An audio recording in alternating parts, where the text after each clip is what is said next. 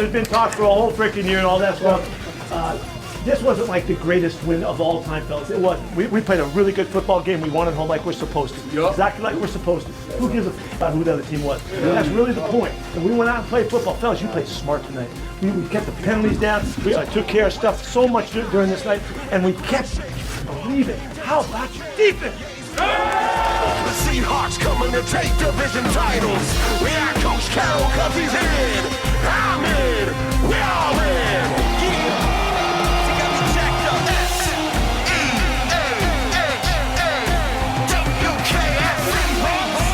This is the Seahawkers Podcast, episode 383. I'm Brandon Schultz of the Military Seahawkers, and joining me, my good buddy and Montana Seahawker, Adam Emmert.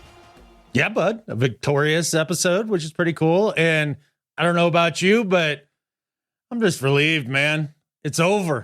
Russell Wilson week, it's over. Thank God. Russell Wilson week is over. Now, for people who are a little worn out on Russell Wilson week, I felt there was some fatigue, I think, from fans after the game, feeling like, okay, maybe we were talking a little bit more about Russ than about our own Seahawks team. We're not going to completely be over that in this episode. There's still going to be a little bit of Russ talk. We're going to try and lean toward our team as we have it. Yeah. But this is the end of Russ week. Yeah, it's the end of it. I mean, we have to recap the game. And so therefore we're going to have to talk about Russ a little bit and his clown suit that he wore to the stadium and all that stuff. So there'll be a few things that'll be discussed regarding Russ, but a lot of fun things to discuss regarding our own team, including our quarterback, man. Our quarterback. Geno. Wow. Yeah. How about that? That was maybe not what now, if you would have asked me 2 weeks ago, does Geno Smith come out with a near perfect first half against the Denver Broncos with 2 rookie tackles? I'd say not likely, but there we go. We saw Geno Smith leading the Seahawks to 17 points in the first half. Yeah, 17 points. And really, I don't think the Broncos led for 1 second to this game, did they? No, there was a moment where it was tied after the long Jerry Jeudy 67-yard completion that probably should have been an interception. Did you mean Seahawks, missed interception? I thought you said completion for some reason. Because I saw a missed interception. I did see a missed interception too. So, hey, you know what? Okay. For all the Broncos fans saying, "Oh, we shot ourselves in the foot this week. We should have won that game if not for all the dumb penalties and fumbling inside the 10-yard line when we were set up for easy touchdowns." You know, there were moments in this game too where the Seahawks, they could have laid this game, put it out of reach rather early.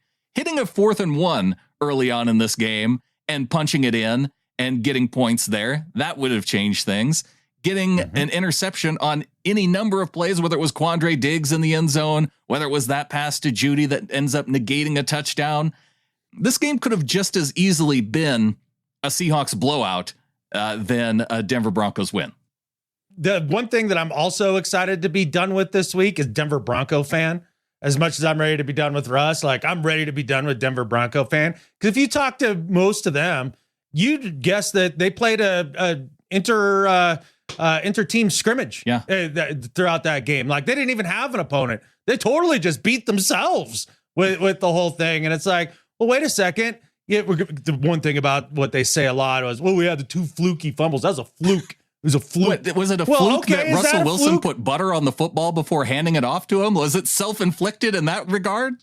Well, here's the thing is it wasn't a fluke when Melvin Gordon fumbled because you ended up getting the 4th down on the goal line. They kept Russ out that entire time. Like you could have just scored if you wanted to not have the flukes, but you couldn't. And then it was 4th down and Melvin Gordon himself says, the reason there was a fumble is because it was 4th down and he got blowed the f up in the backfield and wasn't going to make it. And because it was 4th down, then he reached out to try to get over the goal line, causing the fumble. So either you wouldn't have made it or he would have fumbled. Like that's the thing about Denver fan on that one. Like they act like that was just such a fluke. It would never happen again. Well, you got beat. You got beat on the down. Yeah. So it wasn't just like the guy just took the ball and just had butterfingers and threw it up in the air. That's not what happened. And then on the Javonte Williams fumble, he got blowed up in the backfield too. But I think it was Nwosu. It was, it was Nwosu coming in for the punch out, but it was because Al Woods blew up that play initially and put either the guard or the center in Javonte's lap as he's taking the handoff, and he didn't have anywhere to go. And so Nwosu comes in, knocks the football out of his hands, and even go back the play before. It was Albert O catching the ball just short of the goal line, and it was Quandre Diggs who was right there to put him on the ground. These are plays that the Seahawks made. They aren't fluky things that just happened to the Broncos. Yeah, your backs didn't just drop the ball in the backfield or Russ have a bad handoff or something like that. You didn't beat yourselves on that. You got your ass handed to you on the goal line. That's what happened. Those are facts, and they're indisputable. And that's one of the things that has been driving me crazy about Broncos fan. And thank you for bringing up the fact that this team, it could have just as easily had some breaks go their way, the Seahawks. And like you said, it would be a blowout the other way. And all of that is overlooked by moronic Bronco fan. And so it's fun to actually talk to you about it a little bit and get maybe a different quote narrative out there about this game. They lost. And this Seahawks team came out and was ready to play from the get-go. They were fired up. The fans, the 12s, hats off to you guys. You guys were freaking fired up. It was awesome. Geno came out on fire. Penny looked good in spurts. The tackles held their own for the most part. I mean, this game ended up being, to me, Brandon, exactly what both these teams are. There's a reason why it was a low-scoring game that was separated by 1 point, because they're two middling teams. They're going to finish with very similar records at the end of this year. Sure. I could see that. And going back to Broncos fan, there to give them a little bit of credit. There's one thing at least that Denver fans can agree on and Seahawks fans can agree on, that their coaching decision at the end of that game to kick a field goal was one of the dumbest decisions we've ever seen in football. It was a doozy. It was a doozy. I can see getting flustered a bit, especially as your first game as a coach and all of that. But this, again, was one of the things that I had said in my little video prior to the game about all the things that the Broncos fans were crowing about and how great they were going to be and how much better their situation was. You know, coaching came back to bite them. Their defense wasn't prepared out of the gate because they got rid of Vic Fangio and they have a rookie defensive coordinator. The offense sputtered at times because they have a rookie offensive coordinator. And then the head coach melted down at the end of the game because he's a rookie head coach.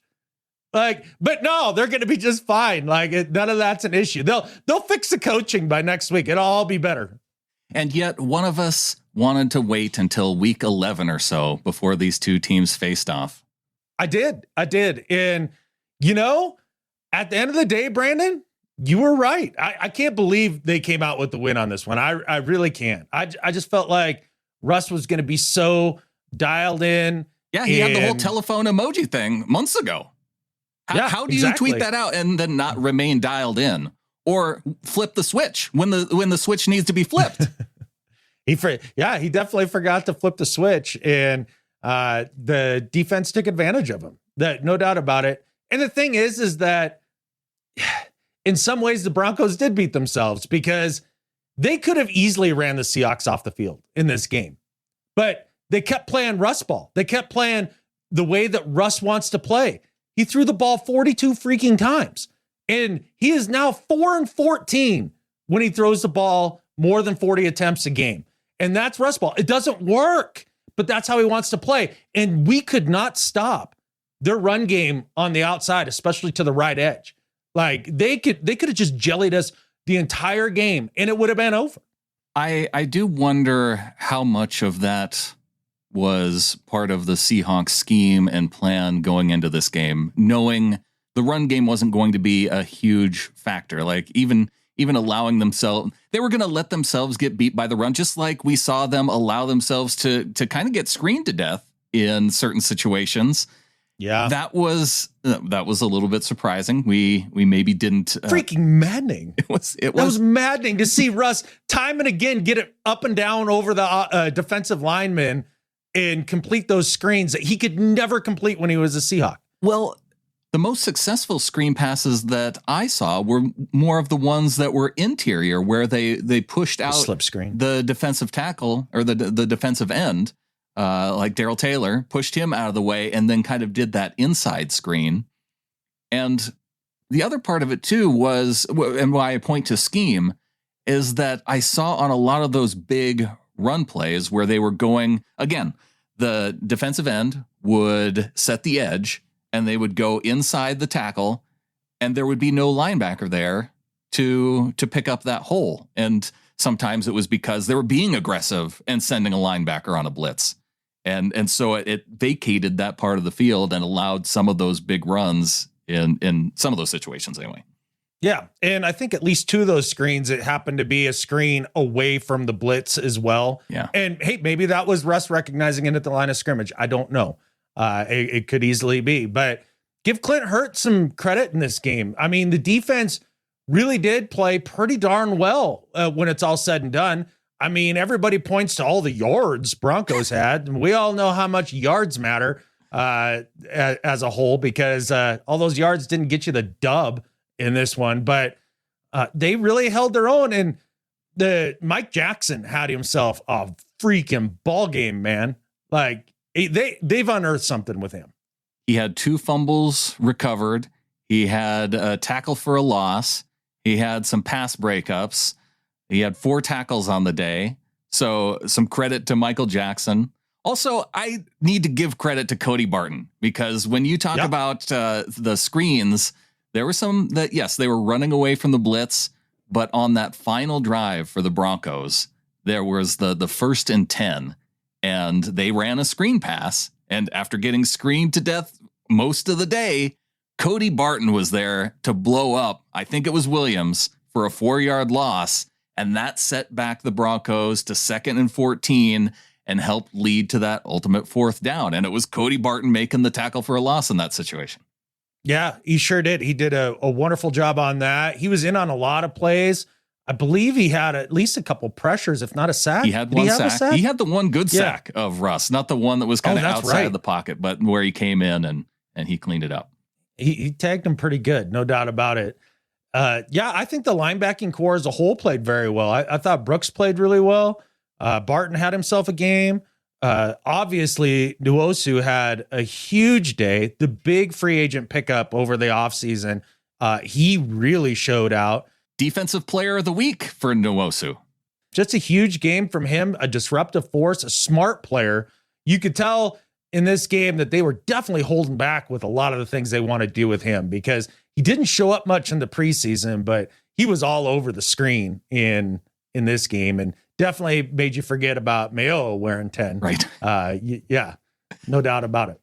I am excited about this defense. Now, the corners, I'll say I'm excited about them too, because I mean, from what we saw from Woolen, yes, he had his moments with the penalties, but I think he has potential.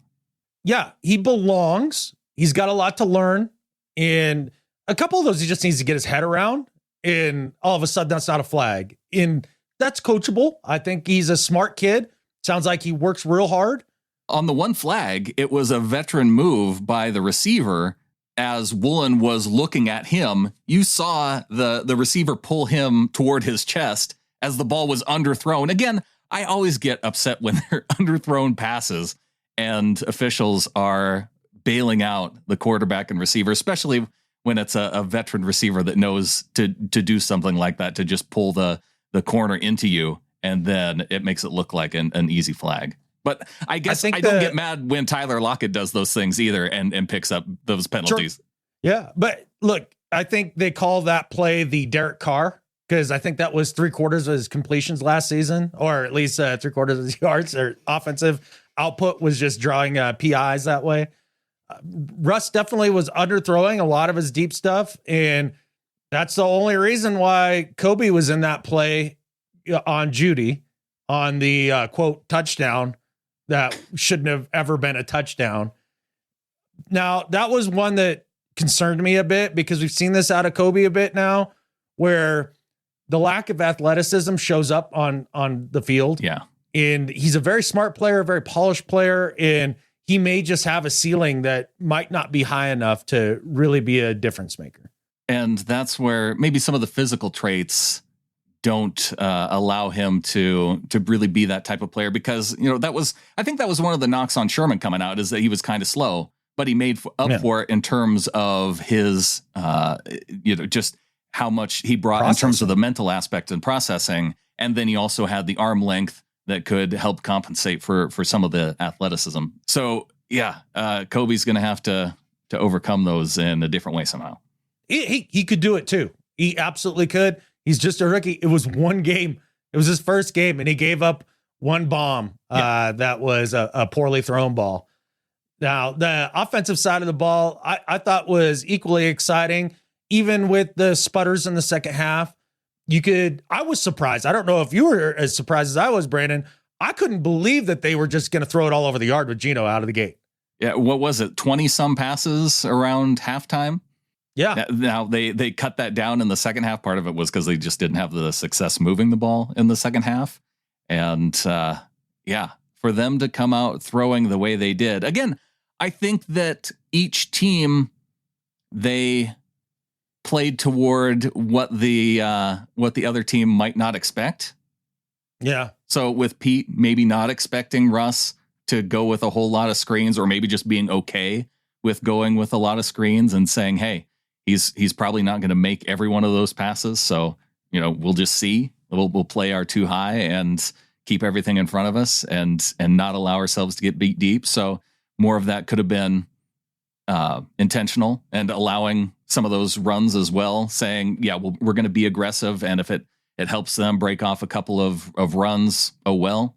And then on the Denver side, not expecting Geno to come out of the gate throwing like he did. Right. And to be just on time, on money, just tearing it up. And he really did target DK a lot in this game. And DK had a couple nice catches. I love that one in traffic over the middle. Mm-hmm. Boy, over the middle. We saw that over the middle. That was really fun. Enjoyed the heck out of that. And Tyler, punched in a couple receptions as well. And, Penny actually ripped off a couple throughout this game. Didn't get a ton of opportunities, though. No. The one play that I could do without, though, with Geno Smith to DK Metcalf are those quick outs. I think, now, if it were Drew Lock, I think the ball gets there just a little bit quicker, and maybe that play has a little bit more chance for success, but I'd be okay with retiring that play now. Okay. I mean, none of them were a loss. I mean, I guess there was the fumble. So that, I guess it was just fluky. There was that fluky fumble. No, he definitely fumbled, and it was a bad play. But you would think that DK is going to do that, fewer times than he does throughout the season. It's equivalent to a 2-yard run. That's what those plays are. Yeah. And so I would rather see them run the football then. Give it to DJ Dallas, give it to Travis Homer, give it to Penny. You maybe don't want to give Penny a ton of carries and keep him healthy throughout the year, but hopefully when Walker's healthy and back in there, then he's getting those carries instead of some of the backups. Absolutely. Sounds like we're going to see him week 2. So that's exciting. This offense has a long ways to go. It looked very much like a Waldron offense instead of a Russ offense. Just the timing, rhythm throws, going through progressions. Geno's pocket presence was excellent for the most part. He didn't sense the one sack when in the second half there when Cross got bull rushed by Bradley Chubb. But for the most part, I mean, he really held his own in the pocket, delivered the ball. He ran a bit. That was surprising. And it was kind of refreshing to see a guy really go for it on those runs, because he's here to win football games, not just promote his brand. That's different. Not having a celebrity quarterback. Although Geno, he may have some celebrity endorsements with his quotes after the game. Gold. Already on a t-shirt up at Field Goals. Is it really? Yeah. Well, they wrote me off, but I didn't write back. But I ain't right back. I love it. When I heard that one in real time, I about fell out of my chair. I was like, that's great. I wonder how long he's been sitting on that one. He said it was right off the top of the dome. Spur of the moment. Yeah, I don't believe that for 2 seconds, Geno. Come on now. Well, there's one thing I do believe, and that is that Pete Carroll, head coach Pete Carroll, he really wanted to win this game. I just wanted to win. I wanted to win for all of the reasons that come along with this one. Maybe as much as anything is representing the guys that have played before. It meant a lot to those guys.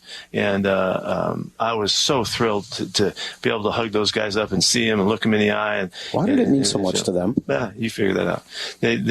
But it was really meaningful, and they really wanted it. And I knew we were playing for a lot more than just the regular stuff. And we have and in this night, they realized what, there was a big opportunity and they, and a big statement to be made, the game isn't about an individual player here or there. It's about team. This is the ultimate team sport and it's been stated so many times before. It takes everybody. And sometimes when so much focus goes, it just rubs guys wrong, I guess, or whatever. But, I'm thrilled that we won that game. It was significant for a lot of reasons beyond just it's the first game of the year and all that. But the fact that it was Monday night, oh hell, man, it couldn't be better, So just really rewarding, and on we go. Pete Carroll on 710 Seattle Sports during his coach's show, and refreshingly telling the truth about how it was not just another game. Right. And I think it felt that way to all of us for sure. There's just no doubt about that. Just with the way things kind of ended with the Russ marriage there towards the end of it all. And one thing that I find interesting that I hear from a Bronco fan over and over again is like, well, congratulations, you won your Super Bowl. So what if it is? You don't even have a Super Bowl this year. Like what is going to be your Super Bowl this year? You just lost it. I mean, maybe beating the Chiefs or something. That ain't happening. I don't know what would be their Super Bowl this year. Yeah, they're a fringe playoff team, so it'll be interesting to see if they can sneak in. But early returns don't look great, and yeah, it was awesome to see Pete so fired up, and to see the whole stadium so fired up, and to have all of the dudes back. Yeah. Whether it's Marshawn or KJ or Cliff Averill or Dougie or, all of them, Sherman was there. Yeah. I mean, and there is no coincidence that they all showed up right after Russ left. And I guess we all get to figure out why that is.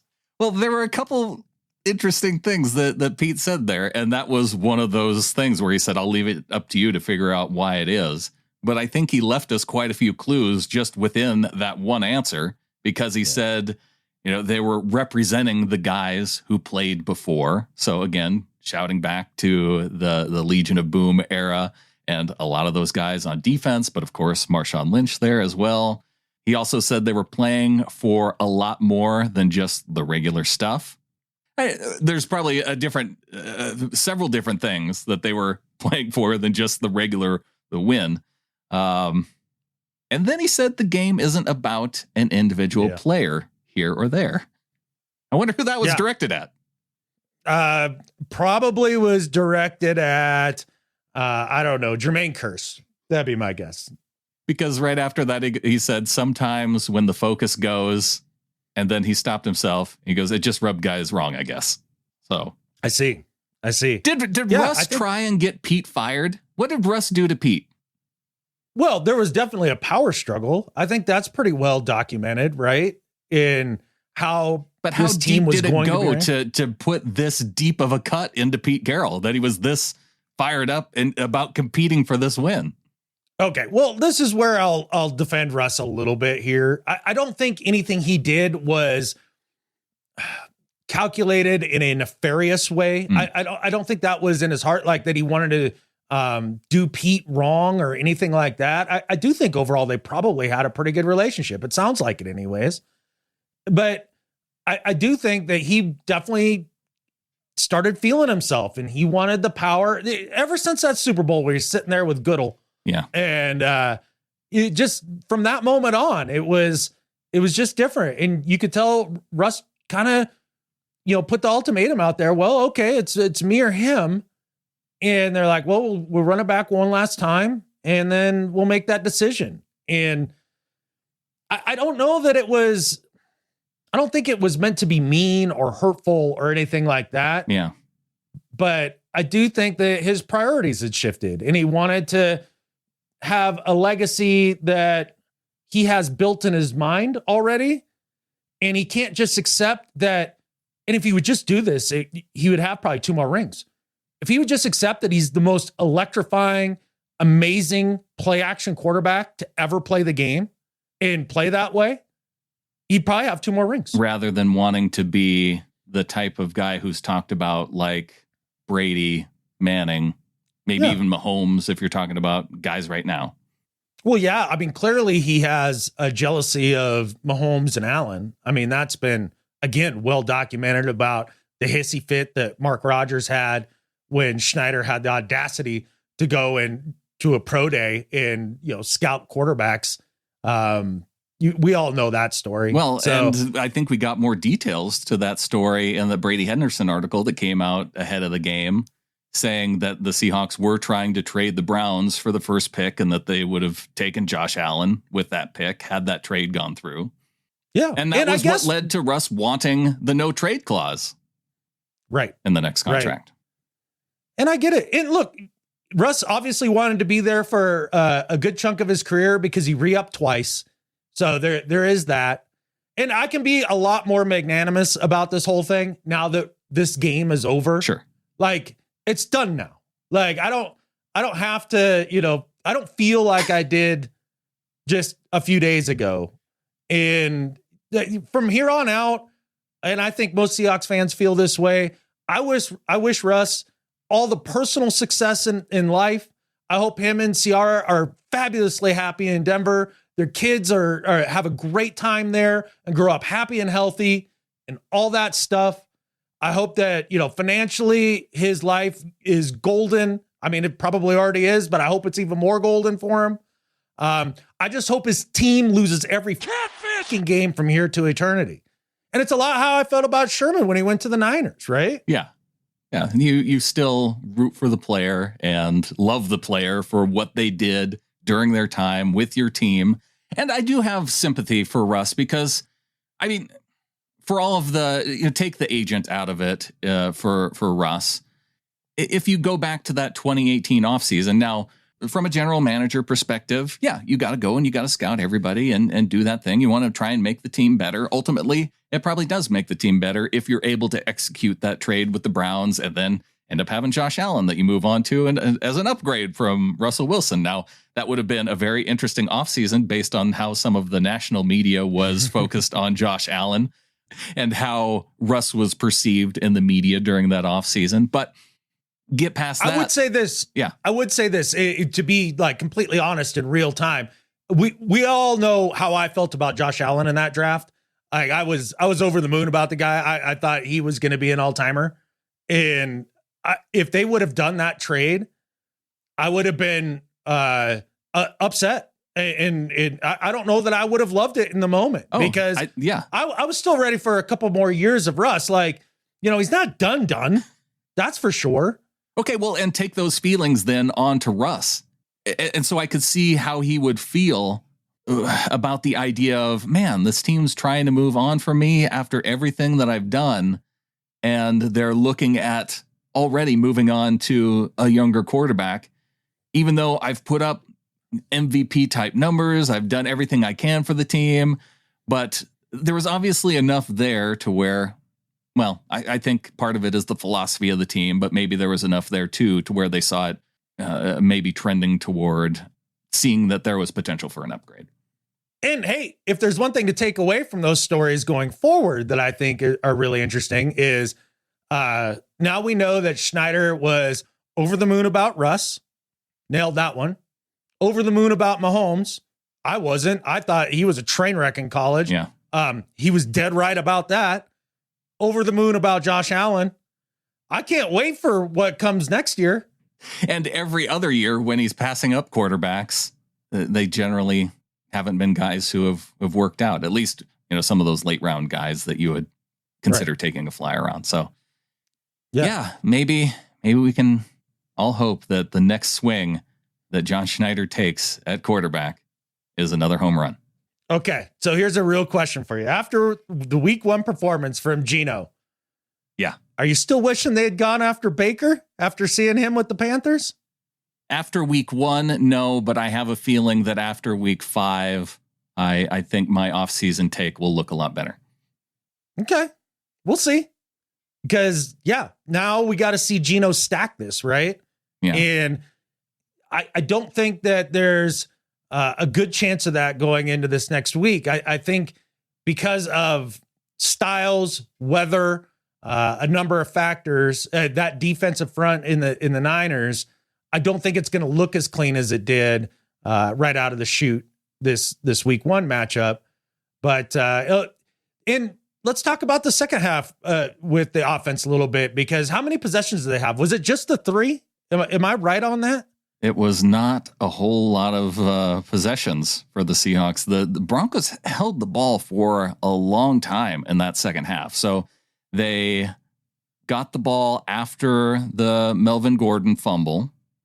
They got the ball again after the Javonte Williams fumble. And then they had it the one more time after the 26-yard field goal. And then they had the fourth possession was to take 3 knees, which were 3 of my favorite plays of the game. Yeah, no, those are fabulous plays, even though I guess Hackett wanted to give us a little more time to celebrate. He had to burn his timeouts. He got to the end and he's like, oh my gosh, I have these 2 timeouts that I totally forgot I had a minute ago. I guess I better use them. I didn't understand that part of it as much as the rest of it. But so there's 3 possessions, right? Did you hear Pete digging on Hackett too in his coach's show about using the timeouts in those final seconds? God, no. Pete has no. You're sitting in the middle of your glass house, Pete. Yeah, don't be getting on other coaches for their usage of timeouts and challenges like that challenge of the spot.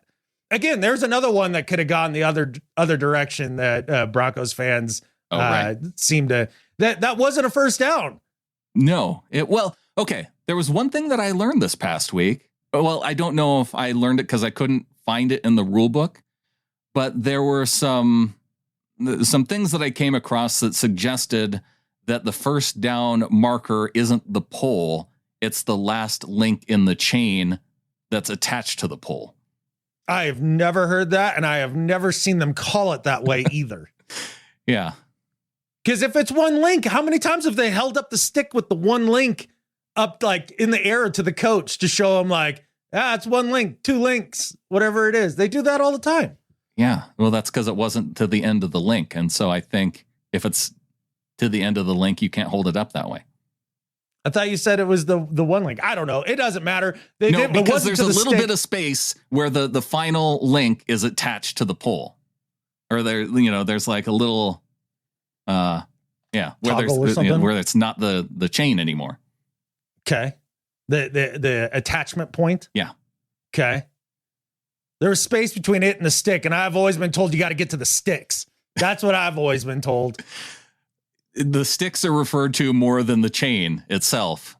And so, yeah, I think maybe we're all conditioned to believe that way. So I don't know. That was the only explanation that I could come across as to why that was an actual first down and not millimeter short. Right. Okay. Also the camera angle didn't help either. You never know where the camera is in proportion to the actual chain. So if you see space between the nose of the football and the chain, it could be because the camera's coming from a backward angle. So it was coming from the direction the Broncos were moving the ball from. Right? Like it was slightly offset towards the Broncos side, which would make the ball appear closer to the stick rather than further away. It would have to be the other way for it to make the ball appear further away. Stop bringing daylight there. Stop bringing your photographic sense and knowledge into this conversation. It's just physics, bud. Yeah, no, that's just it. Like, so that was a bad challenge. That was frustrating from Pete. One other concern I have in the second half is we talked about Denver having the ball for so long and limiting the offensive possessions. Well, that's a bit of what we saw last year with the Ken Norton defense, right? That got really frustrating, where the time of possession got skewed. You just sat there and gave up yards and yards and yards and yards. And sure, you bend and you generally don't break, but if you don't have many opportunities to go and score at that point, it's tough. And that time of possession thing really bit us in the ass a lot last year. And maybe that whole thing would be different if the 3 possessions that they had in the second half weren't blown up by 2 rookie mistakes and a fumble. So it's not like those are self-inflicted wounds, right? We almost got beat by self-inflicted wounds.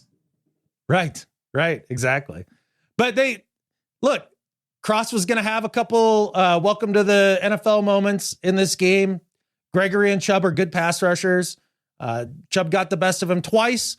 Cross won all the other reps, so you do the math on that. And I fully expect DK to not be fumbling the ball that way going forward.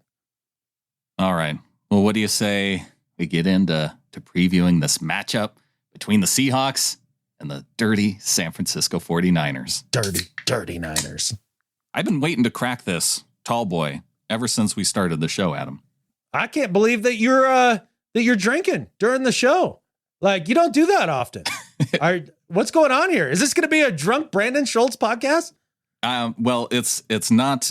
You may think that this is a beer can, but it looks like a beer can. It is, in fact, Liquid Death.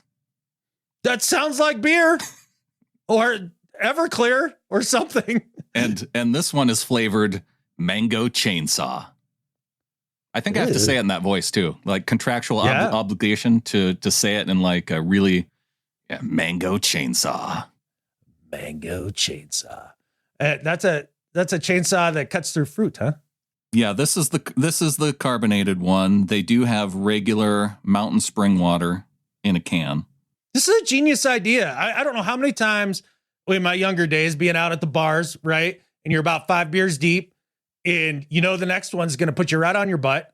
But, you know, you're out with the boys. Right. And if you go up and you order just a water, you're going to just hear about it. And that's it. And it's not fun. This covers you. This covers you. You can go up, you can get the water beer. And I always called it a water beer. Sometimes I poured water in the beer can. This is so much better than it doesn't taste like watered down beer.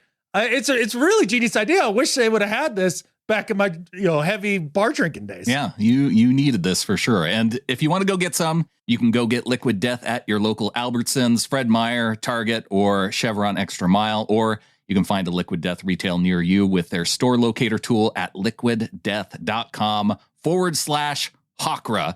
That's liquiddeath.com/HAWKRA. Hawkra. That's pretty cool. Hey, you know what I'm really looking forward to, though?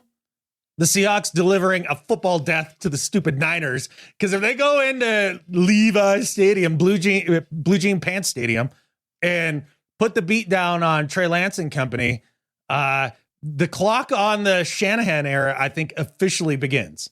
I think it's already started. Listening to 49ers fans, they are scared to death about the potential of going down 0-2 straight out of the gate with Trey Lance, because they fully expected to win last week in the matchup against the Bears. They lose that game, and now all the pressure comes on to this game. If you don't get a win here, you're out of the gate 2-0, and you're 2 games behind the first place Seahawks at this point. Right. And to 2 teams that the national media has said will absolutely stink. And now the Bears didn't look great. The Niners didn't look great. I don't know what to take from that game. It was played in a monsoon. That was fun to watch. It was kind of fun to watch. I don't know. I didn't love it. I like snow games. I loved it when it, like, the rain settled down just a little bit when the Bears were on offense, and then just started dumping when the 49ers got the ball back. Right. That was my favorite part. And then getting to listen to 49ers fans after the fact be like, well, the rain really started coming down when we needed to make our comeback. And so the weather was really against us. Well, how about you put some points up on the board against this terrible Chicago team that you were supposed to beat anyway? Put some points on the board a little bit sooner. So the Niners struggled mightily on offense, especially through the air throughout that game. And you can blame the weather if you want. That's fine. Okay. But looking at this next matchup, if you're taking the Bears defense and comparing it to the Seahawks defense, even without Jamal Adams, which I can't believe we didn't mention his injury earlier on in the show. I mean, that's just tragic, man. I just feel terrible for the guy. I know. I really do. And it does make that trade look worse and worse just with his just terrible injury luck. But health is a part of talent, and it's a bummer. But comparing the Seahawks defense to the Bears defense, who would you give the nod to? I feel like based off what we saw this past week, I'm kind of leaning toward liking what I'm seeing from the Seahawks defense. Yeah, I think that's pretty easy. I think people that point to the Bears defense being good are pointing to a couple years ago. That's what I think too. And so for 49ers fans who say, oh, well, we went up against a way tougher defense last week, and we're going to be able to score all kinds of points against the Seahawks defense. We're going to go and win this game going away in double digits. Yeah, I don't think anybody's winning this game in double digits. I predict a freaking rock fight. This is going to be a rock fight of a game in 9-7 with the weather and all that. It's going to be Pete ball, and that plays right in to our hands. Like, this is best case scenario in a lot of ways. Now, the Trey Lance part of all of this is fascinating, right? Because he did struggle, and you say, well, the weather, or, you know, Niners fan does and all that, but did it really look that much different from his preseason performances or his performances from last year? It looked like the same dude. And I don't think I'm the only one who's not super high on Trey Lance. Short-time St. Louis Rams head coach and full-time Mike Martz has some thoughts about this. I don't know if I've ever seen such a bad performance by a quarterback in his opening performance of the season. Like, he was just completely awful. He really deflated the football team with his performance. They just, you know, when you get a quarterback, they can't do anything at all. And defensively, you shut them out basically for a half. You kind of lose hope. You know, right now they're a team without hope. I wouldn't be surprised to see them go Jimmy G here by the fourth week, because they're not going anyplace where they're now. They're just not going anywhere. I've never seen anything about this kid that was encouraging at all. He really has to plan himself to make a good throw. He's not a quick decision guy. Everybody's shot in the rear about him being a mobile guy making plays with his feet. He looked like a fullback stumbling around trying to run the ball to me. I mean, he's not Lamar, you know, so I don't know what he is. He's not particularly a good guy running with the football. And based on what I saw today, I mean, he missed two guys completely by themselves. I know it was in the rain, but your quarterbacks do that. You make those throws. I know this, he can only go up. He can only get better, because you can't get any worse than what he did today. I've never liked him. I still don't like him. I don't know. I'd like to know what he does so well, because he's not a great passer, doesn't have good skills, takes him a long time to set himself and throw the football, misses easy throws, and he's not particularly a good runner. Other than that, he's a hell of a player. Mike Martz getting all the clicks for the new website that he's partnered with, the 33rd Team. Yeah, that was now, while there's a number of things that I agree with what he said there, he didn't have to be such a dick about it, but that's how he's always been, man. It blows my mind to think that he used to coach alongside Dick Vermeil, who might be the all-time nicest dude in all of sports. How do those guys even coexist on a daily basis? Right? I don't know. That blows me away. Before we talk more about Trey, there's one thing I do want to say about him. The individual, the person, his story is awesome. He sounds like he's a really good guy. Yeah. And so when we talk about his play, I don't want to, make that a personal shot, because he seems like a really good kid, right? There seem to be a lot of people rooting for him to be a bust. And I feel like it's a little bit too early to apply any of those labels on any of the young quarterbacks, especially one who sat out almost the entire season last year. But it's trending that way when you re-sign Jimmy Garoppolo, and he could have that potential of being like Coach Martz said the quarterback come week 5. He needed like 2-3 years to sit and practice in that sort of thing. He needed an Aaron Rodgers situation. Why did he come out of college when he did with just 1 year? Because he was going to be a high draft pick and he was going to be a millionaire, dude. Suppose. I mean, yeah. You going to have that lottery ticket in hand. It's time to cash it. Yeah. You punch it in and you hope that somebody puts you in a good position to succeed. And unfortunately, the Niners did it completely wrong. They traded away the future to bring him in, put all this pressure on him to start early when he probably isn't ready. And you saw it in the Bears game. Martz is totally right about the idea. He's got to really settle into a throw to make an accurate throw. He's got to get his feet totally planted and set correctly. And you can see the mental process of him getting through his mechanics every time he has the time to sit and throw to make an accurate throw. And he did have a couple completions that were down the field in this game. They were to, wide ass open. Well, that's the thing. That's the thing, right? Is that Kyle Shanahan is able to scheme up some of these plays where guys completely whiff on their assignments defensively, and it creates these opportunities where guys are wide open. And yeah, Trey can hit those, but yeah, so can Jimmy G, and so can Geno Smith, and so can Drew Lock. So can Jalen Hurts, and he's not even a quarterback. Exactly.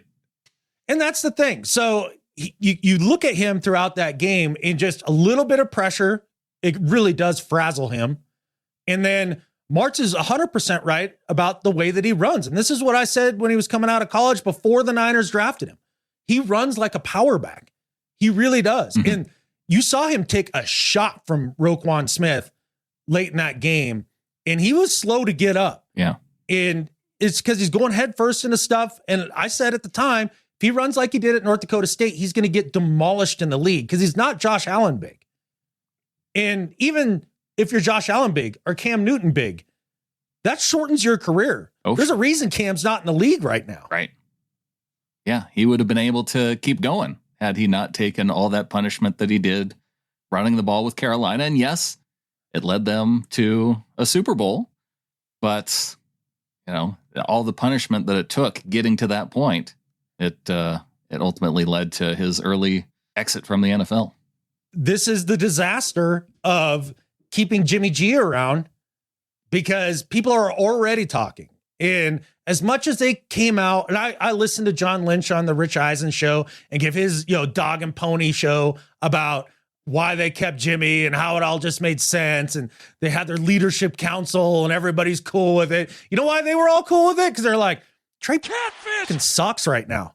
And Jimmy, we can get to the playoffs with Jimmy. We know that. Yeah. And that's how they were thinking. So it's not going to be long before they have to go to Jimmy. And look, Trey could come out and light our ass up this next game. That could absolutely happen.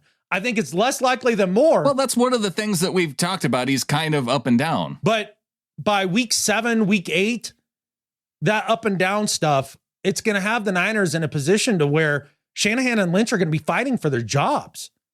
And that's why they kept Jimmy. The other part of this, too, is a lot of it is going to be dependent on that 49ers offensive line, which in week 1 looked terrible against the Bears. In the pass game, in the run game, they did pretty well running to the perimeter. Their perimeter run game was on point, as it usually is. I'm worried about that, despite the fact that they've lost Eli Mitchell for the season.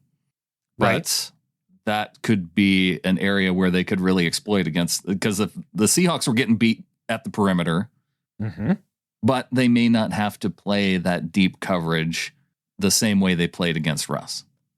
I'd be surprised if you wouldn't see a lot more single high in this game and Josh Jones playing closer down and around and in the box, or even going 3 safeties if Ryan Neal's back, that sort of thing. Mm-hmm.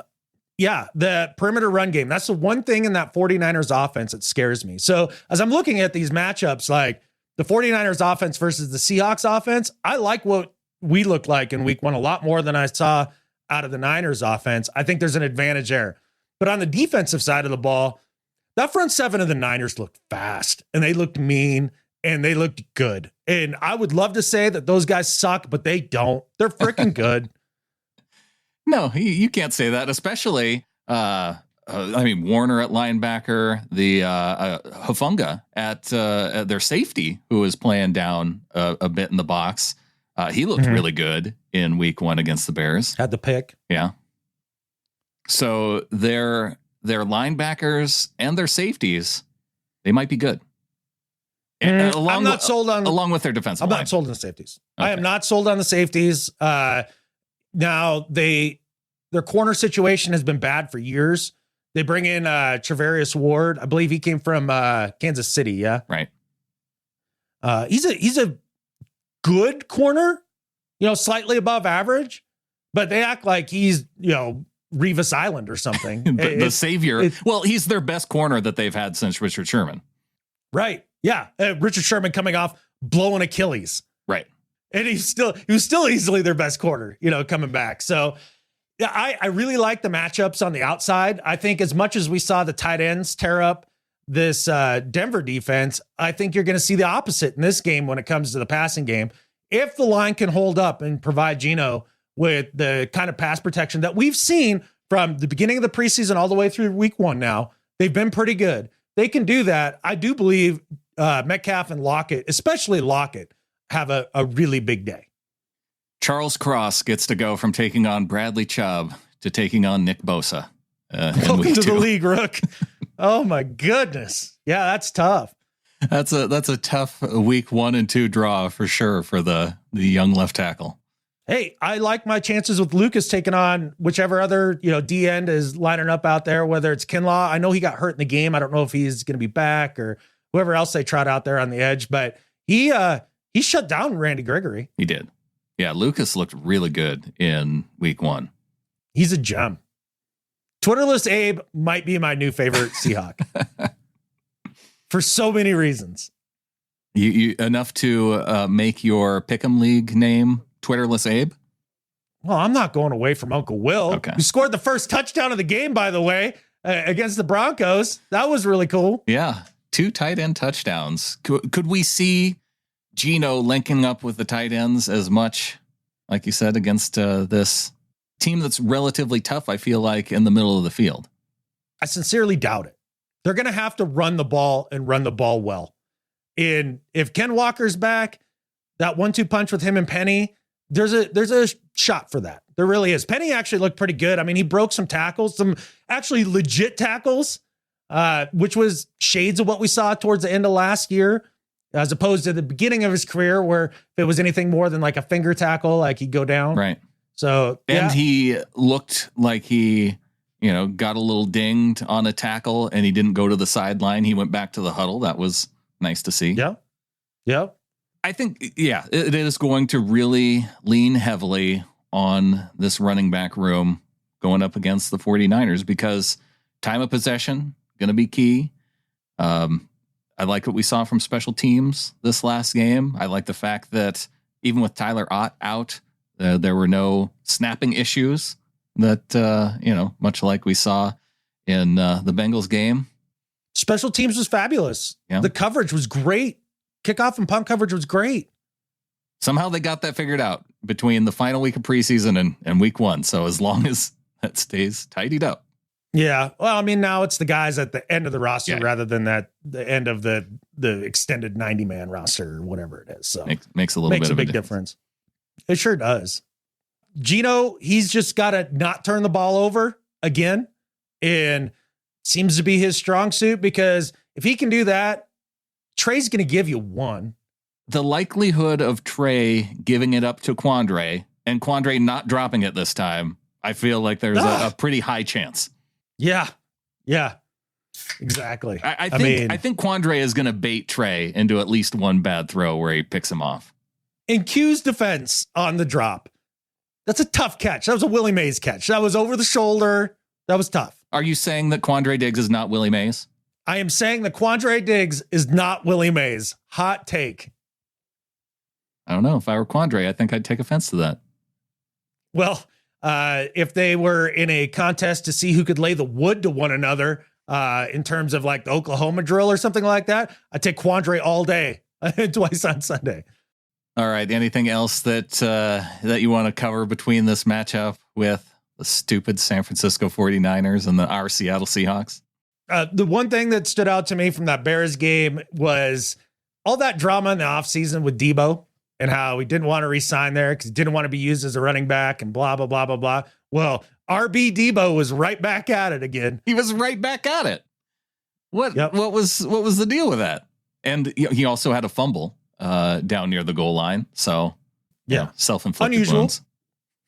That one, he's an unusual fumbler, though. That's the other thing about the stupid Broncos. Go back to that for just like a second. Over the last 2 years, they've had a real problem holding on to the ball in the red zone. They've turned it over a lot via pick and or fumble. Flukes. Yeah, no, once is a coincidence, twice is a trend, 3 times is a fluke, 4 times is super fluky, 8 times is even flukier. Catfish! Fucking idiots. Let's get to the second half of the show.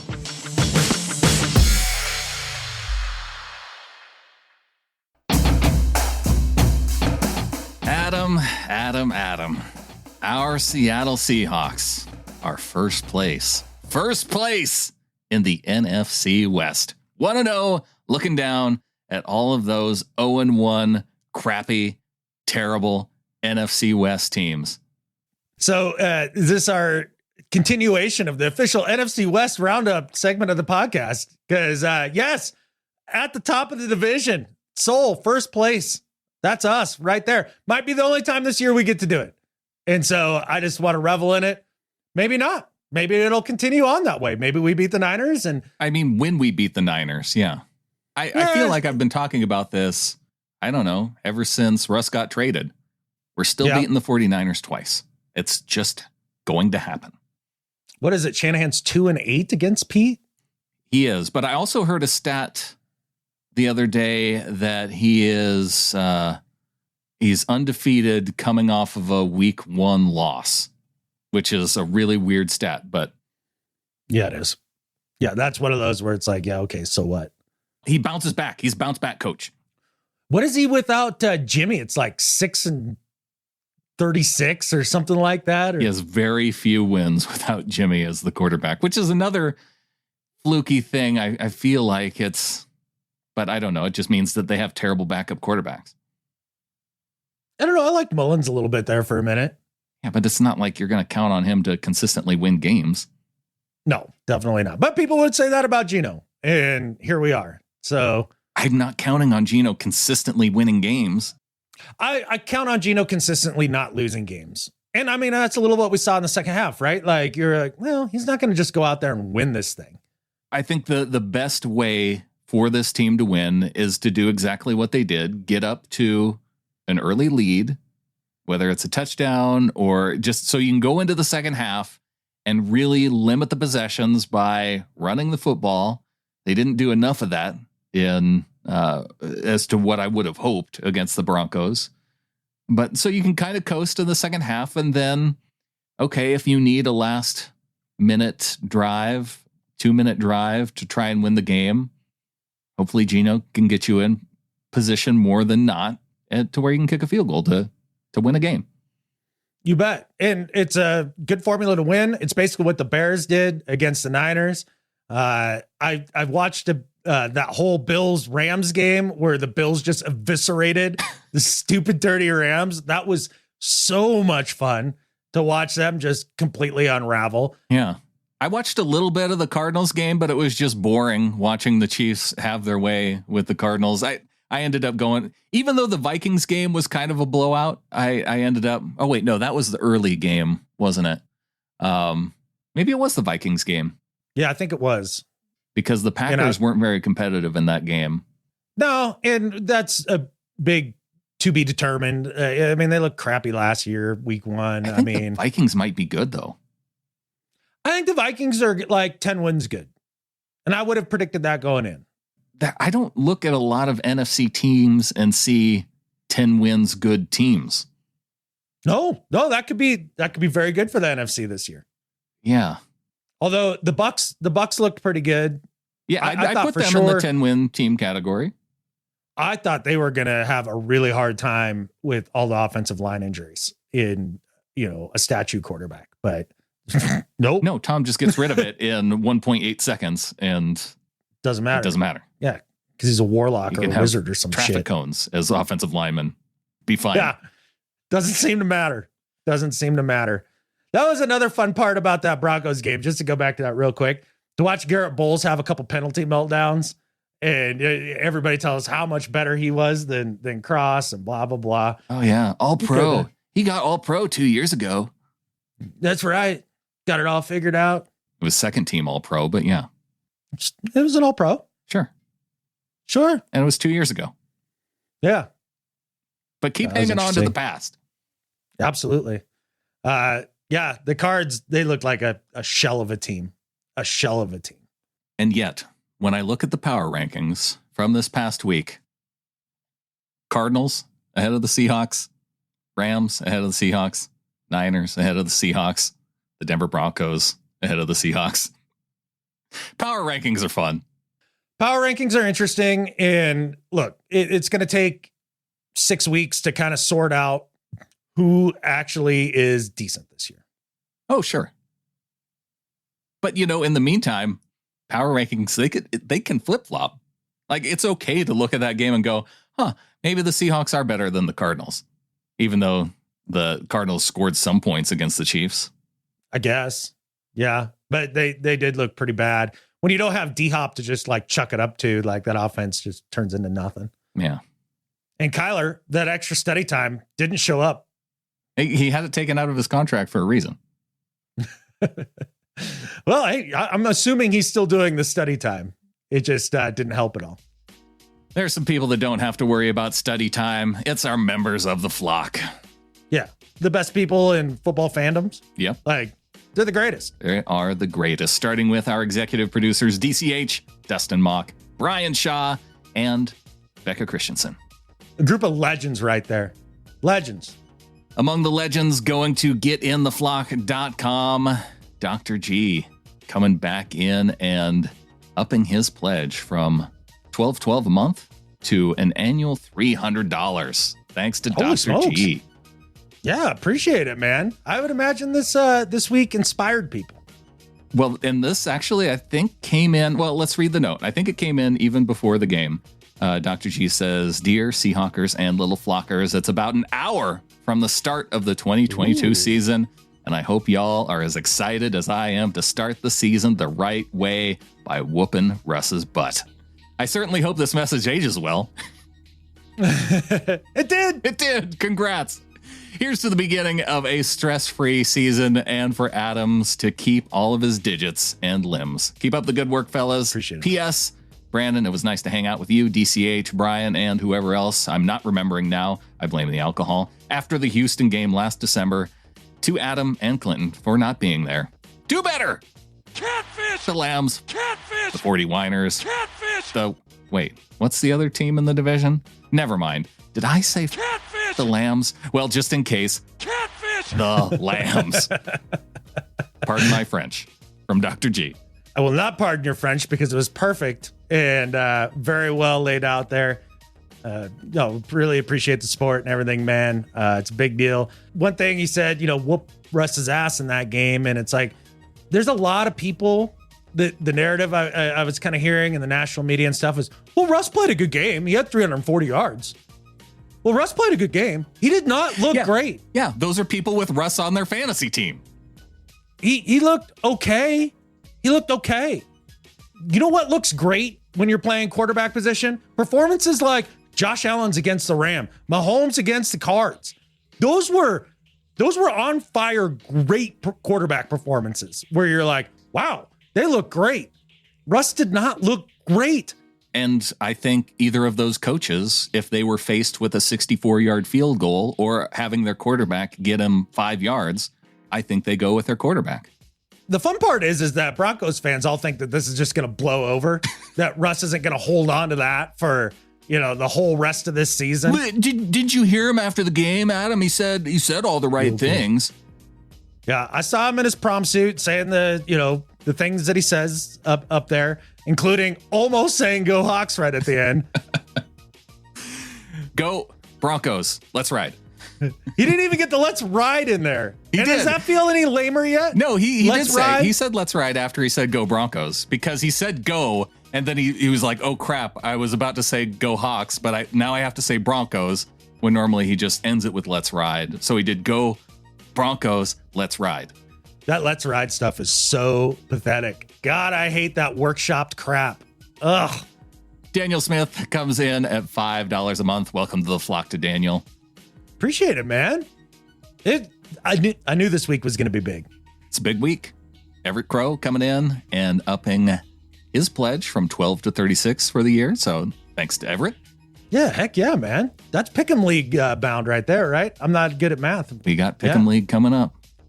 Oh, speaking of that, I'll chime in on that here when we get to Pick'em. Yeah. Isaac Johnson coming in at $5 a month. Welcome to the flock to Isaac.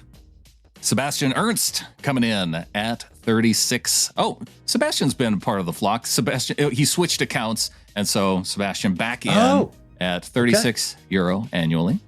Dude, and there's a lot to be said that when you change your debit card or switch accounts or things like that you come back and re-up. That's hard to do. I have a hard time doing that with like my real bills. Yeah. You know, like if you put in that kind of effort for us, I mean, holy smokes.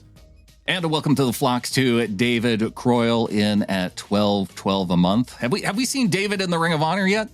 No, get after it, dude. I don't think There's we have. a lot of folks that, you get to that 12-12 level and you can participate in the Ring of Honor, and I don't hear much from you. And, I mean, it not only detracts from your life, but it detracts from mine. Like, and it's all about me. So I need you to get in there and, hit us up, participate. It's a good time. Good folks. Matt Kirk coming in at $2.50 in terms of pounds. Welcome to the flock to Matt. Heck yeah, man. And we've got some people via YouTube. Washington Fish Quest came in at $5 on YouTube. We got Bam Cakes in the flock at $2.99 a month, and Yorn Teal coming in at $9.99 a month via YouTube. Heck yeah. And I think this is a great opportunity, Brandon, for me to eat some crow, because we had some super chats at our live reaction. Yeah. And Tuna Cat, longtime listener. I know they've been in the comments on YouTube forever.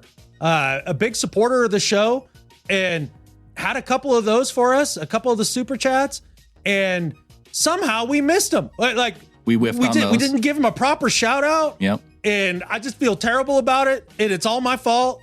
And you're the best. I'm the worst. You're good looking. I'm unattractive. You're smart. I'm dumb. Tuna Cat, you're the best. Big apologies. Amy Holmes also coming in with a YouTube membership. And Amy, already a member of the flock, comes in via YouTube on the membership too. I have to wonder, Amy, do you just want the badge for you when you're in, like, you're just flaunting the badge that you get for being a member on YouTube, aren't you? Don't lie. I want to know. She might be. She's a social media guru, man. You never know. There might be a whole, thing to this, a whole nother level that we don't even, because we're dumb, that she gets that we don't. Personally, I think I like the idea. Maybe I need some custom badges. I just went with the standard ones. We should come up with something. Some stinking badges. Yeah. Well, we have the patches. Right? Or are we out of patches? We have more patches. Okay. Yeah. Maybe the patch can be the badge on YouTube. Ding, ding, ding. Now we're getting there. All right. We are also getting there in terms of our Satoshis, as we got a boost of 11,893 sats via the app that allows you to do that. Catfish! Damn it. We're Satoshi quadrillionaires. It's amazing. Yards may not matter. Satoshis, those matter. Duh. Yeah. Also had a note from Will Liam Lonnie from the last episode when he came into the flock. Says, hey, gentle 12s, I've written him before, but I've been freeloading far beyond my 2 years now. You guys have been kicking serious ass, especially this season. I've always loved listening to Brandon and Adam. You guys crack me up. But the addition of Clinton and Wilson and the variety of shows has definitely upped your game into Legion of Podcasters LOP status. And the interview with Miles Adams today sealed the deal for me to finally get in the flock. I started listening to help me get through the gnarly hour-plus commute a few years back. I live in LA, and yeah, traffic is nuts. Just a note, peanuts are not nuts. They're legumes. Almonds are my fave. Your face is a legume. I don't think we need to get into this argument over whether or not. Didn't we talk about this? Sunflower seeds are still nuts. Peanuts are still nuts. It's right in the name with peanut. So, I mean, you can't even blame people. I don't know. If you don't have a degree in nuts, then I think you have a hard time figuring out all that stuff. So I became a 12 back in the 02 season during the Holmgren Hasselbeck era when I lived in Seattle. I moved back to California and started a Seahawks bar in Hollywood in 2013 at a spot on Hollywood Boulevard called Tequila. Tequila? Tequila. And of course, wouldn't you know, we won the Super Bowl that season. I'd like to think that the generation of another solid Seahawks bar in Los Angeles, shout out to Cedric and the backstage in Culver City for helping get us started, contributed to our Super Bowl runs. So if any 12s are ever in Los Angeles on the Walk of Fame on a game day, make sure you wear your jersey and come join us. The food is amazing. We raise a 12 flag during the first quarter, make a lot of noise, and toast the team with a special drink called a Space Needle. Our Instagram is at Hollywood Seahawks. Thanks a lot, guys. Thanks for the great content. From Will. Dude, yeah, I'll have to definitely hit that up when next time I'm down that way. It sounds like I might be around Christmas time, so that'd be pretty cool. Ooh, that would be cool. Hang out down there. Yeah. Man, we haven't talked to Cedric in a while. No, been a minute. Been a minute. That was probably 2013, 2014. Oh man, yeah. Hey, 10 flies. It's going to be not too long before the Germany game is right around the corner. Sven in Berlin says, feel free to let attending flockers know about the Saturday party, germany.germanseahawkers.com. And you can get your tickets for the Saturday party. That's cool. We'll have to be sure to promote that pretty heavily so that everybody can get together with your fellow 12s. Those are cool events. I wish those tickets hadn't have been like, I don't know, impossible to come by, like the They're golden still ticket from like $900 a ticket. Yeah, just kind of priced us out of it, but yeah, that's fine, I guess. Yeah, but you guys have fun. I want to go to another game. I want to go to the Niners game. This week? No, the next one, the one in Seattle. Oh, the one in Seattle. Yeah. Okay. What week is that? It's December 15th. Okay. Well, I haven't scheduled a job for that yet. It might be a flying trip, considering the weather, but... Oh, don't be a weenie. I drive over there all the time during that time of the year. All the time. I know. I kind of want to be a weenie, though. Well, then be a weenie. I'm not flying to Germany. Why can't I fly to Seattle instead? Plus, I think one of our flockers has a hookup for us. Ooh, okay. Yeah. So it might be easy. It might. You don't have to think about this week's winner of the Pick'em because we had one person on the top, the only one who picked 12 games correctly. Wow. My favorite pancakes are Abe's. That's amazing. I love the name. Well done on the creativity. You got Mafe in there, you got Abe in there, and you got pancakes. Heck yeah. In second place, we had several people getting 11 picks correct, starting with Abe's Pancake House, sensing a theme here. Decaf Metcalf's Caffeine, I'm just here so I don't get fined. Keep Flocking, Locket Flavored Fants, Suck It Russ, hashtag Let's Ride Curse, Why Ride When You Can Fly, and a penny for my Dixon to Monet. Well done by all you little flockers. And this is where I need to address my picks because I screwed up and I didn't get the early ones in. So can you run down the early games real quick, and I'll tell you what I would have picked, and can you correct this for me? What, right now while we're doing the show? Yeah. So that way everybody knows, like, legit, like, because I'll be totally honest on what I had intended to pick, but I did get the late games and everything else. All right. Did you pick any of these games? Yeah, I picked all the afternoon slate and the Sunday night game and the Monday night game. Oh, I don't see. Oh, I see, because I'm in week 2 right now. Okay. Week 1. All right, I see. Okay, yeah, you picked Minnesota, Kansas. Oh, congrats on picking Minnesota. Kansas City, Chargers, Tennessee, Dallas, Seattle. You picked Dallas? Okay. I really thought that the Bucs offensive line was in shambles, and that was going to be a problem for Brady. Okay. Well, I was giving everybody who was a member of the flock Buffalo if they didn't get their pick in time. And so I would have had Buffalo. I got you down for Buffalo. Yeah. Baltimore Jets. Baltimore. Cleveland, Carolina. I would have had Carolina. Indianapolis, Houston. At Indy. It doesn't matter because that was a tie. Oh, was it? Yeah, I guess it was. Jeez Louise, yeah. I don't know. Somebody asked, how do you pick a tie?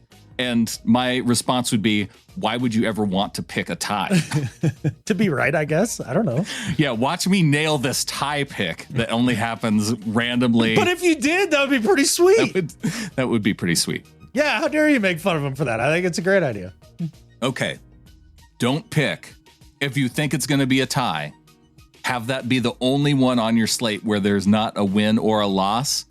Yeah. Email, let me know, hey, I picked this one intentionally as a tie as why I didn't pick it. And then if it hits, we'll promote your stuff on the next week. Perfect. Jacksonville, Washington. I would have had Washington. Okay. I'm questioning that one, but okay. New England, Miami. Then give me the Jags. Because I screwed up. I'll give you that one. New England, Miami. I'd have had New England. Atlanta, New Orleans. I would have had New Orleans. Yes, you would have, because you hate Atlanta. Well, Philly, suck. Detroit. I would have had Detroit. But Atlanta, they screwed that one up. I know. That was wild. Yeah, okay. They had like a 16-point lead at one point. Okay. Test right here. Pittsburgh, Cincy. I would have had Cincy. Yeah, okay. I'm feeling okay about your honesty here. San Francisco, Chicago. I would have had Chicago. No, I wouldn't have. I would have had San Francisco. Okay. Yeah. All right.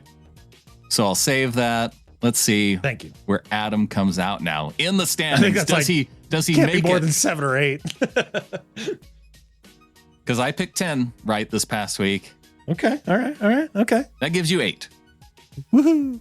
And as of note, see, I could have just been a jerk and told Adam, you screwed up. But it doesn't matter because the worst week is thrown out when it comes to the end of the season. And well, I know. I just wanted to leave a week where I actually forget, like, totally. I know. Like, free. I know. So, and I can't do this for everybody, but I can do it for you. Oh no! This is co-host privilege, 100%. No, 100%. This is abusing my power, and I'm fine with it. But everyone else, if you didn't, or if you thought to yourself, "Oh man, I forgot, I wanted to get in," or I missed the Thursday game, or I missed the early games, and I didn't get. If you were like Adam and you just picked the afternoon games, just know that when you get to the end, the worst week gets thrown out, and all of the other weeks. So if you just crush it from here on out, you can get your picks in and you're okay. And plus, we still have weekly prizes. I need to mention that my favorite pancakes are Abe's gets $20 to Flathead Sports and Hobby Cards. And so, yes, if you're looking for sports cards at a great price, you can get your cards of your favorite player shipped to you. And all you have to do, reach out to Ben at Flathead Sports and Hobby Cards via Facebook, facebook.com, FHSH Cards. Congratulations, man. Link in the show notes if you need it. Yeah. I wonder what sweet card he's going to pick up. He can have his pick of a sweet card from the shop, $20 worth, or I have the Lauren Taylor artwork still, and I can show you what I have, and you can pick from that, and I can ship that. That's good stuff, too. Oh, tough choices. You're going to have some tough choices, but we're going to get prizes out week to week this year, I think. Heavy is the head, one that wears the crown, right? Like, tough choices. We got our mailbag. If you want to be a part of the mailbag, you can go to seahawkerspodcast.com, click on the contact link. You can email gohawks at seahawkerspodcast.com. William Roll sent a message in, says, yes. I am so happy with this result. Even if I don't expect a huge amount of expectations this year, I am so glad to stick it to Let's Ride. Mr. Bleeping catchphrase. He must have been well pissed seeing how long Geno got in the pocket. Go Hawks. Yeah, that you could tell Russ wanted it every bit as much as Pete. There's no doubt about that. And yeah, he had to have been a little salty after that. Noah Young emailed in, said, what a game. I never realized how petty I can be when it comes to football. But as soon as I saw Russ in that orange and blue, the only thing that mattered to me was beating him. Can't wait for the pod this week. Hashtag Seahawks country. Hashtag let's fly. I like it. Let's ride curse strikes early on those bastards. Yeah. See, they like to say self-inflicted wounds, but we know it was the let's ride curse. Surely was. Hugh Derby at Lloydzilla out on Twitter says, in the UK at a football game, we would have been chanting, Wilson, what's the score? Wilson, what's the score? For a team that was meant to be rock bottom, dead last in the NFL, what a performance. Geno was impeccable. Cross and Lucas superb. Penny looked good. DK looked happy. Brooks and even Barton looked solid. We won it in the trenches, and the Ruscos didn't have the answer. What Hackett thought he was doing on the last drive is beyond me.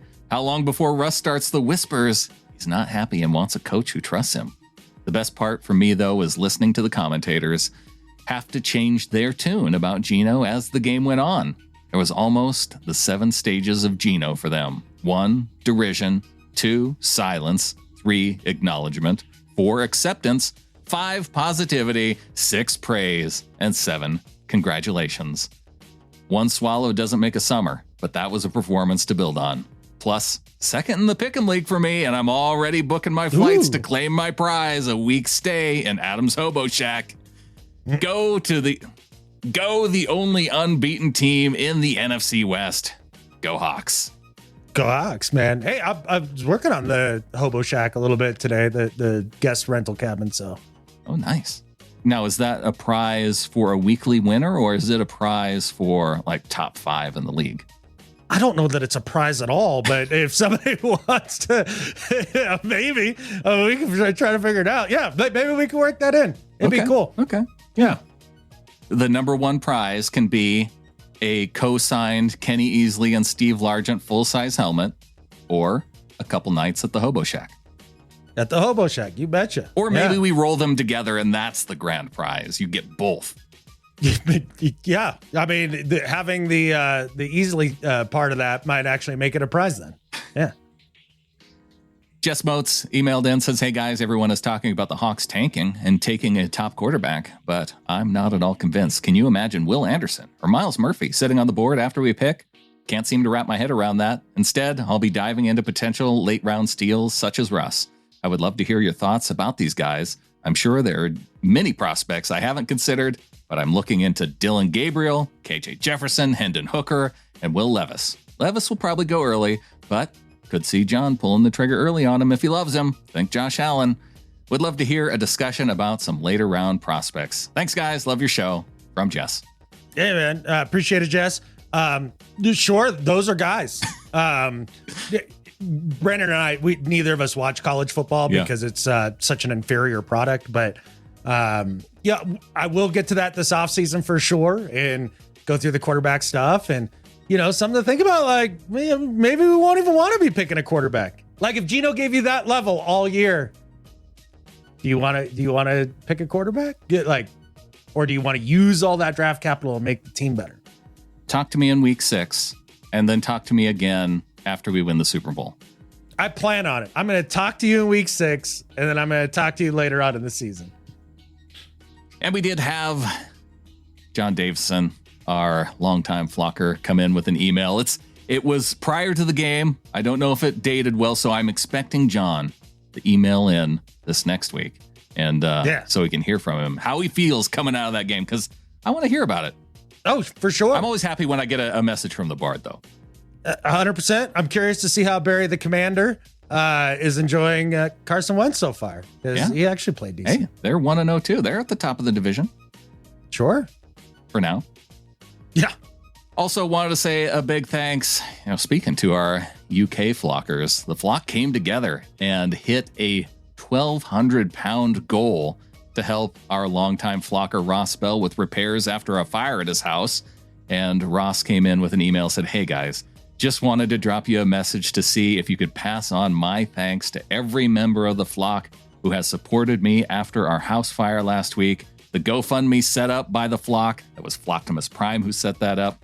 Hell yeah, it was. It has moved me and more family more than anyone could imagine. And it's great to be a part of the flock. You're all my second family. Thank you. From Ross. Dude, you're more than welcome, man. Like, when I saw that on Facebook, I was just like, oh my God. I mean, it just melted his kitchen, right? And that stuff's devastating. And Flocktimus, I mean, he comes up, Keith Catover comes up with the GoFundMe, and the rest of you, all the rest of you little flockers, we got to that goal in a hurry. It was less than a week. Easy. Yeah. I was just blown away, and absolutely, Ross. I mean, you're totally, the part of the family, no doubt about it. And that's the coolest part about all you guys in the flock is it really has that family feel. And there's just another example of you guys supporting one another. I couldn't be more proud of all you guys, man. And as someone, I hope that things over in England aren't quite how they are here, but it's possible that it is. As someone who recently went through a home repair because of a little bit of flooding, and it was just a little bit, but we waited, I think, 4 to 5 months for everything to get fixed. And I just, that was not having a bathroom. And we have other bathrooms in the house, so it's okay. Right. A kitchen, generally, you only have one of those. Exactly. So, yeah, hope the repair process goes quickly for Ross, and just super glad nobody was hurt. And you little flockers, man, you're amazing. Amazing. On to do better and better at life. All right, man. My do better this week is for Peter King of Football Morning in America. He had his podcast this last, yesterday on Tuesday. And he was talking about, obviously, the Seahawks Broncos game. And starting out, and he wanted to talk so much about the reception that Russ got at the beginning of the game. And here is his quote from his podcast. He says, quote, "I think it was absolutely Bush League of the Seattle fans to boo Russell Wilson from the jump." You know what else is Bush League? Peter is calling us Bush League for expressing our feelings. Who made you the ambassador or the ruler over how a fan base treats a returning player? You're not the king. You don't know how we feel. You're an outsider, bud. And you have no wiggle room here, no authority to tell us how we're supposed to do this. And I'm really sick of this. I've seen this throughout the media this entire week. This sanctimonious bullshit about how we were supposed to treat Russ or not treat Russ. Like some people mad we didn't have a tribute video. People comparing it to Peyton Manning coming back to Indy or Von Miller coming back to Denver or other great players who have come back and saying, well, that's how their fan bases reacted. How come yours didn't? Because this catfishing situation was different, you joke shows. Good God. Russ was so two-faced as he went out the door, up like a week before he was traded, saying, I hope to spend the next 20 years in Seattle. Yeah. All the while trying to get his way out of town. And you tell us that we weren't supposed to boo when he came out on the field? Now, not only that, but the reaction to me, Brandon, I don't know if you agree. I think it was probably 60-40, 70-30, boos to cheers. It wasn't like the entire stadium erupted in catfishing boos, and he had to hang his head throughout the rest of the game. Russ got what he deserved for week 1. From here on out, we're all good, bud. But to you, Peter King, you can take that sanctimonious bullshit, shove it right up your ass, and do better. I feel like Peter's coming from it from a place of goodness. I also heard Dan Patrick have a similar take on it as Peter King, listening to him on the radio this week. And at least we got the balance on Dan Patrick's show of some of their producers saying, I think they were coming at it from a place of competitiveness and, kind of backing the fans and saying, it wasn't that they have. Now, I think there's probably some fans who harbor a little bit of sports hate just toward the fact of him, feeling like he was weaseling his way out, saying one thing, doing another behind the scenes. And then there's also just the competitiveness of, it's the opposing team, and that's what you do when it's the opposing team, and you make it tough on your opponent. And I felt a whole lot better about it after the fact, too, when I saw how much the win meant to all of the players who were there, the the former players in attendance, how much it meant to Pete Carroll. Listening to how fired up Pete Carroll was in the locker room after the win. Yeah. That was fun.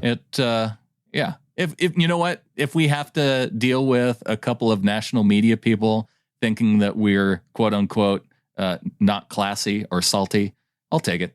Bush League. You know what was Bush League? Was the way that Russ would say one thing and then do another. That's Bush League. And you expect us not to be a little upset about that. Yeah. Can't be upset. Can't express that. And now it's over. That's the best part, is now it's over. It's over. Now I this is what I believe, and everybody can do what they want. From here on out, when we see Russ for the next couple of years, it's golf claps. You know, thank you. Appreciate what you did. All that stuff. We're good to go now. Well, my do better this week is for Brett Favre, former Packers quarterback, former Vikings quarterback, former Jets quarterback, who is he's got an issue that he's dealing with. And I don't need to get into all the political aspects of this, but it's pretty messed up, for one, how the state of Mississippi was funneling money that was supposed to be for welfare funds into building a stadium for a college. But that's not necessarily where I even need to go with the do better, because if you've heard of all that, you understand that that's messed up. Like, that shouldn't happen. No. But there's also the part of this that where it may not be criminal for Favre. It sure felt a little bit dirty when some of the text messages have come out as part of this lawsuit that's going on right now.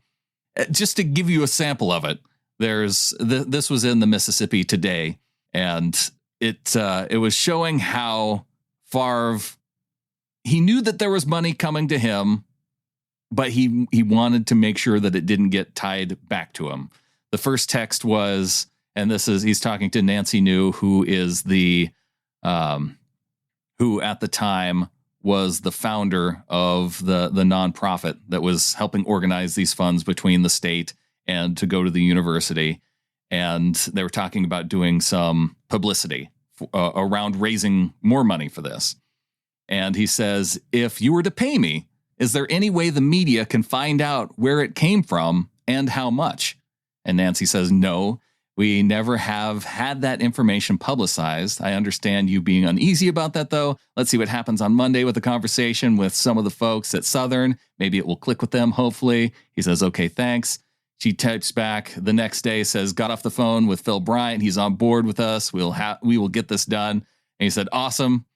I needed to hear that for sure. So he knew that there was something shady going on with everything around this, and still was going forward because his daughter was on the volleyball team. He's trying to raise donations for a volleyball facility. So to Brett Favre, maybe not illegal, but you need to do better. Yeah, a little shady all the way around. And you'd think he'd have enough money just to kind of donate and get it over the top or whatever it is. But I haven't dug deep into that one at all. I know it's been simmering for a good long time. But there's people that have pled guilty around this. And I think with Favre, I kind of sense that he didn't know that it was necessarily from the state's welfare fund that was going to build this. I think he just knew that he was trying to get the money for it from the state and not knowing exactly. I hope that's the case. But it's also, when these text messages come out and he wants to be a part of it, but he doesn't want it tied back to him. Yeah, I don't like that. Yeah. And I do get a little bit of the privacy aspect from his end of things too, but still, like, I think when you're talking about state funding, man, though, and you're kind of in on it, you either be in on it or don't. Right. Yeah. No, because if it feels dirty, then it's probably a little dirty. Maybe he should unretire. He sounds like he's bored. Not that much older than Tom, is he? What is he? 4 years older? 5 years older? I don't know. Something like that. Yeah, I don't know. I think he's probably 8 years older. Yeah, that sounds a lot closer. On to Better at Life. All right, man. My Better at Life than Skip Bayless this week is for the good old ball coach himself, Pete Carroll. Pete Carroll is better at life than Skip Bayless this week because he delivered to us just the most cathartic win that I have had in my football life in a long time. I was so pumped after that game, just about as hyped as he was. He really believed in what he was doing, where this team needs to go. And there's a lot to be seen. This rest of the season could be a dumpster fire still. We don't know for sure, but this team does look competitive. It looks like they're going to be in it, and it's going to be better than most people think. I think he's going to be able to kind of give the bird to the rest of the league because they've been trying to run him out of town for 3-4 years now. I mean, the national media can't stand Pete Ball. I guess it's not good enough for ratings or something like that. Or maybe he said something the wrong way to somebody once and it's gotten back to him. But to watch him take the kind of enjoyment that he did at the end of this game, to bring all the old players back to in this moment as well, to have the team well coached, very few penalties, focused, locked in when the emotion level was so high, that's a hell of a coaching job. Picking Clint Hurt to take over the defense, which I wasn't excited about. Looks to be a good hire so far. Going with Geno. I mean, I was kind of thinking it should be Drew going up to the last couple preseason games there. But he's right. Pete Carroll doing everything that we need to do to keep moving on and showing that his philosophy of ball is a good one, better at life than Skip Bayless. Well, along those same lines, my better at life this week is for the crowd at the game. That is how you impact a game. You had false start penalties. You had fumbles on the goal line. You had a coach forgetting to use timeouts at the end of the game and then deciding or supposedly setting the goal in advance of getting to that particular yard line as their goal place to get to kick a field goal instead of, I don't know, the outskirts of where you would even start to think about kicking a field goal. But I think that the crowd had an impact in those final seconds of just not being able to think clearly after dealing with that kind of noise relentlessly throughout the game. I don't think a lot of those things happen if fans aren't there going nuts. And so for every one of you Seahawks fans at the game and making a ton of noise, you are better at life than Skip Bayless. Oh, the 12s were awesome. They were lit from the beginning. It was raucous, man, and a lot of fun. I wonder though if Russ had maybe been a little less neutral in that moment, if he would have told Hackett to be like, no, we're running a play here, or at least call timeout when Peyton was having his hissy fit to call one. The Manning cast, watching that after the fact of Peyton Manning with his hand gesturing timeout for almost an entire 30 seconds as he's watching this all unfold. Yeah. That was some kind of gold, watching him with Shannon Sharp and Eli, just not really even understanding what they're watching in those final moments. That was fun to go back and see. Peyton's brain, man. He hates stuff like that.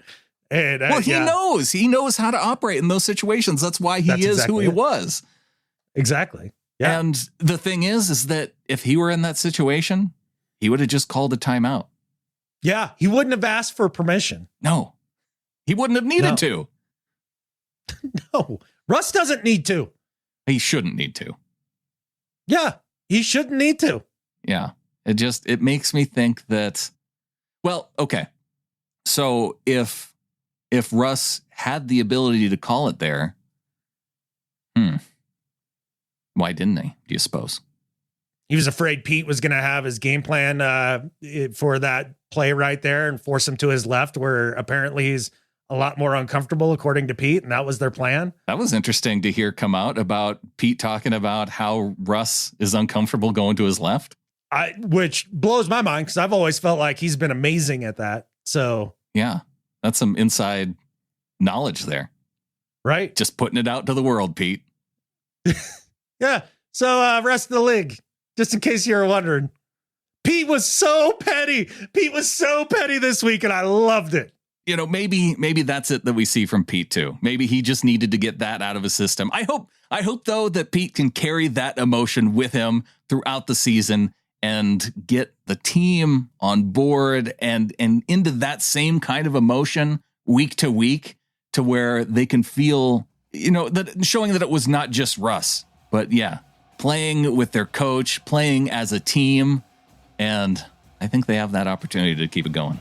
I think this week definitely is a great start towards that, and it's going to carry over. A lot of people are looking for the letdown this week against the Niners. I say nay. I say it's going to be a win over the dirty freaking Niners. And I think with that, there's only one thing left to say. go Hawks. Go Hawks.